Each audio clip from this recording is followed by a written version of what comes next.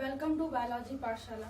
Today's class is dedicated 10th class student और आज की पाठशाला में हम बात करेंगे सेट नंबर 2। लेकिन मेरे प्यारे बच्चों, पाठशाला को स्टार्ट करने से पहले या कुछ भी समझाने से पहले हम बच्चों को मोटिवेशन मैसेज देते हैं। मेरा मानना है कि लाइफ में मोटिवेशन मैसेज एक रेमेडी की तरीके काम करता है और आज की सीरीज का मोटिवेशन मैसेज कुछ इस तरीके से है। मेरे प्यारे बच्चों, हम जो कुछ भी कर्म करते हैं उसके आधार पर हम वहां तक पहुंचते हैं, यानी कि आप जो अभी हैं वर्तमान में वो आपके कर्म के अनुसार हैं।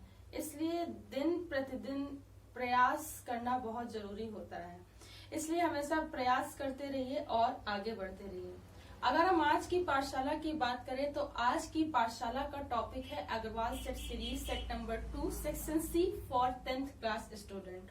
और कल की पाठशाला में हमने तंत्रिका तंत्र और तंत्रिका के कोशिका के बारे में बताया था। अगर हम आज की पाठशाला की बात करें तो उसके 11वें के खा के अथवा क्वेश्चन में दिया है कि परिवार नियोजन की विभिन्न विधियों का वर्णन कीजिए।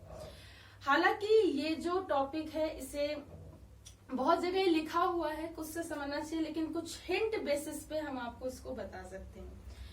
परिवार नियोजन या फैमिली प्लानिंग जो टॉपिक है ये आपको मिल सकता है 12th क्लास में भी और 10th क्लास में भी।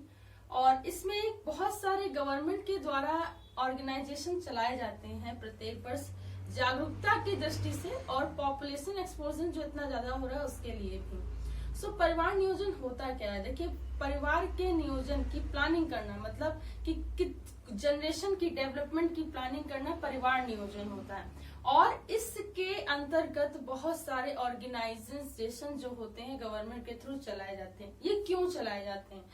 हमें ये समझना है कि चलाए क्यों जाते हैं। चलाए इसलिए जाते हैं क्योंकि कभी कभी ऐसा होता है कि फैमिली प्लानिंग में कई ज्यादा जनरेशन डेवलप हो जाती है जिससे कि जनसंख्या विस्फोट या पॉपुलेशन एक्सप्लोजन हो जाता है।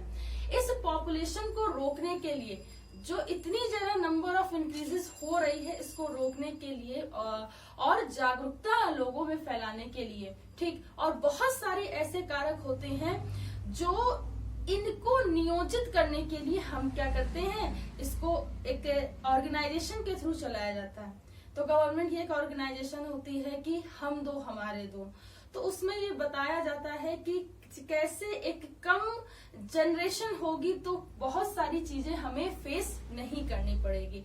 इकोनॉमिक कंडीशन काफी अच्छी रहती है, जो आर्थिक व्यवस्था होती है परिवार की काफी अच्छी होती है, ठीक है। तो संकट हमें जो होते हैं पैसों को लेकर के वो नहीं होता, तो आर्थिक व्यवस्था के लिए हम काफी मजबूत रहते हैं, क्योंकि जितनी कम जनरेशन होगी उतनी अच्छे से हम क्या कर सकते हैं, आने वाली जनरेशन का पालन पोषण या भरण कर सकते हैं। उसके बाद शिक्षा प्रणाली। देखिए, शिक्षा व्यवस्था, जितने कम बच्चे होंगे, जितनी जनरेशन कम होगी, हम उनकी शिक्षा है वो अच्छी करा सकते हैं, उन्हें वो जो चाहते हैं वहां तक पहुंचा सकते हैं। तो शिक्षा की प्रणाली भी काफी अच्छी होनी चाहिए।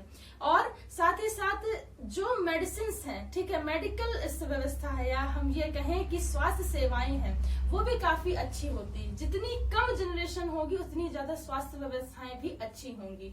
क्यों? क्योंकि कम जनरेशन होगी तो पैसे हैं, जो इकोनॉमिक कंडीशन है ऑटोमेटिक बढ़ जाएगी, उससे एजुकेशनल कंडीशन बढ़ जाएगी, एजुकेशनल कंडीशन से क्या होगा, मेडिकल फैसिलिटीज भी बढ़ जाती हैं। तो इसलिए ये सारी चीजें मतलब आज फैलाई जा रही हैं।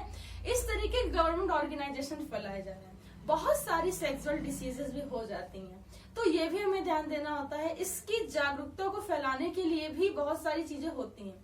HIV इनमें से एक है, जो एक ऐसा वायरस है, सिंगल स्टैंडर्ड RNA वायरस होता है।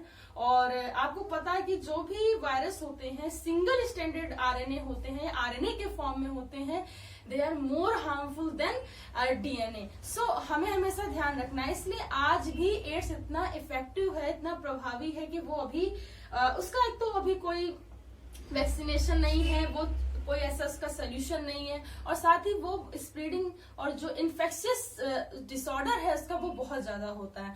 तो ये भी एक सबसे बड़ा रीजन होता है। तो ये अगर हमें कुछ हम महत्वपूर्ण पॉइंट्स को लिख देंगे, अपनी भाषा का चयन काफी अच्छा रखिएगा, ठीक है। समझाने की भाषा में और लिखने की भाषा में अंतर होता है। उन भाषा को सही से अगर आप लिखते हैं तो आपको पूरे मार्क्स मिलेंगे।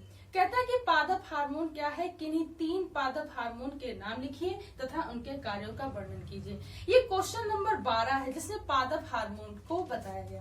तो देखिए हार्मोन क्या होते हैं, पहले तो हमें ये समझना कि हार्मोन होते क्या है। ऐसा रासायनिक कहें कि तत्व या एंजाइम, ठीक है, ऐसा रासायनिक तत्व या एंजाइम जो हमारे शरीर में अल्प मात्रा में स्रावित होता है और किसी विशेष प्रकार की कोशिकाओं पर या लक्ष्य कोशिकाओं पर विशेष प्रकार का नियामक या प्रभाव उत्पन्न करता है, उसी को हम लोग हार्मोन कहते हैं। हार्मोन के लिए एक फॉर्मूला मतलब मैंने कहीं पढ़ा था, ठीक है, और वो बहुत एप्रोप्रिएट है। अगर हम हार्मोन को स्टेरॉइड्स कहें और हार्मोन को एंजाइम कहें, प्रोटीन कहें, तो हम उसे अच्छे से कर सकते हैं, ठीक है।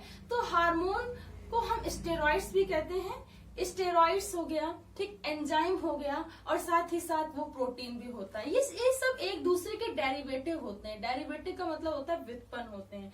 अपने कॉम्प्लेक्सिटी से, अपने एक जटिल संरचना से परिवर्तित होते रहते हैं। इसका कॉम्प्लेक्स जो फॉर्म होता है वो प्रोटीन होता है। अब प्रोटीन जब टूटेगा, ब्रेकआउट होगा, तो वो उसमें क्या होगा, ब्रेकआउट हुआ, और ब्रेकआउट होने के बाद वो क्या हुआ, एंजाइम में चेंज हो गया। इट मे बी चेंज और कन्वर्टेड इनटू स्टेरॉइड्स में चेंज हो सकता है और ए एंजाइम। सो ये हमें ध्यान देना है। अब जो हार्मोन होते हैं वो हमेशा किसी भी पादप या किसी भी जंतु या हम एक साथ कहें किसी भी जीवधारी की वृद्धि एवं विकास के लिए बहुत ज्यादा इंपॉर्टेंट होते हैं या आवश्यक होते हैं। तो पौधों में वृद्धि एवं विकास के लिए एक रासायनिक तत्व का या एंजाइम का स्रावण होता है, अल्प मात्रा में होता है, विशेष प्रकार की कोशिकाओं के द्वारा स्थापित होता है और किसी विशेष प्रकार की कोशिकाओं पर विशेष प्रकार का नियामक या प्रभाव उत्पन्न करता है। इसी को हम लोग कहते हैं हार्मोन। हार्मोन बेटा 2 प्रकार के होते हैं। कितने प्रकार के होते हैं? 2 प्रकार के। एक हार्मोन होता है ग्रोथ प्रमोटर। क्या होता है? Growth promoter. और एक होता है ग्रोथ इनहिबिटर।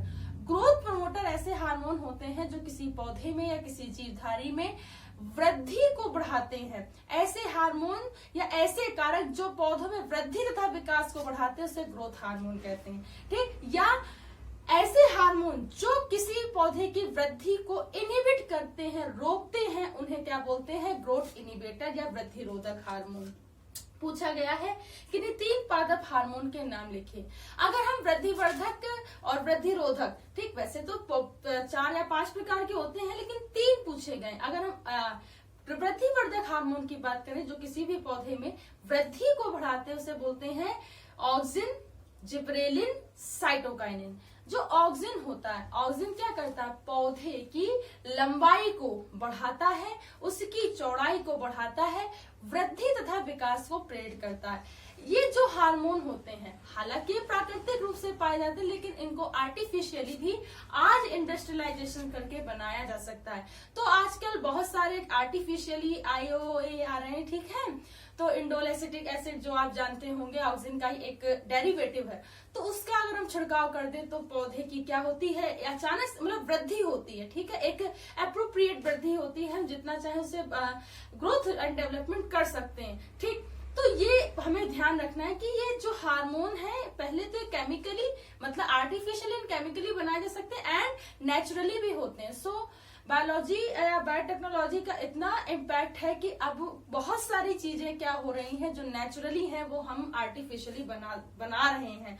सो आप किसी भी फॉर्म में अगर आप देख सकते हैं तो ये बिल्कुल सही है, आप इसे इम्प्लीमेंट कर सकते हैं और देख भी सकते हैं।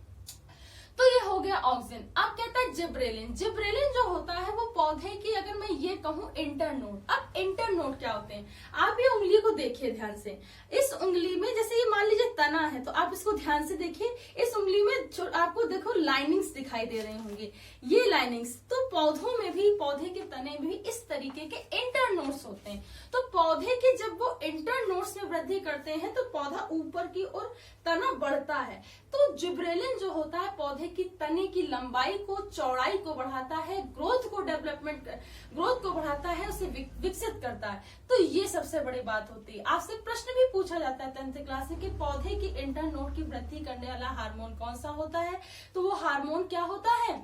अगर मैं ये कहूं कि जिब्रेलिन होता है तो वो बिल्कुल सही होगा। फिर आगे तीसरा हार्मोन आपसे पूछा गया। देखिए तीसरा जो हार्मोन होता है साइटोकाइनिन। देखिए, इसको अगर शब्दों को तोड़ दें, साइटोकाइनिन, साइटो का मतलब होता है, साइटो मतलब होता है कोशिका, काइनिन का मतलब टू डिवाइड, और एक काइनेटिन एक प्रोटीन होता है जो कोशिका विभाजन को प्रेरित करता है। तो अगर मैं ये आपसे कहूं कि आपकी सारी बॉडी में जितनी भी उपापचय या मेटाबॉलिक क्रियाएं हो रही हैं वो किसी ना किसी प्रोटीन के द्वारा हो रही हैं, तो आपको ये मानना पड़ेगा और मानना चाहिए, क्योंकि जितने सारे प्रोटीन हैं, विदाउट प्रोटीन हमारी कोई भी, एक तो पहली बात तो स्ट्रक्चरल फॉर्मेशन नहीं होगा, संरचना का निर्माण ही नहीं होगा। जितनी सारी क्रियाएं हो रही हैं उन सब में प्रोटीन भाग ले रहा है। क्यों? क्योंकि जो सेल डिवीजन का फेज होता है, जिसे कोशिका विभाजन कहते हैं, इस कोशिका विभाजन में काइनेटिन, साइक्लिन, इस तरीके के कुछ प्रोटीन होते हैं जो इस बात को क्या करते हैं, प्रमाणित करते हैं। और विदाउट प्रोटीन, आपको मैं बता दूं, प्रोटीन सिंथेसिस का प्रोसेस नहीं होगा। और आप जानते हैं कि प्रोटीन सिंथेसिस हमारी लाइफ के लिए कितना इंपॉर्टेंट रोल करता है, तो ये हमें याद रखना है। तो साइटोकाइनिन क्या होता है? कोशिका विभाजन को प्रेरित करता है। जब किसी पौधे में कोशिका विभाजन होता है तो हमेशा पौधा में क्या होगा, कोशिका विभाजन होगा, एक से कई सारी कोशिकाएं बनेगी, तो पौधा क्या करेगा, वृद्धि करेगा, विकास करेगा। तो हमें ये बात बताने, तो अगर आप इतना बता देंगे तो आपको पूरे मार्क्स मिल जाएंगे।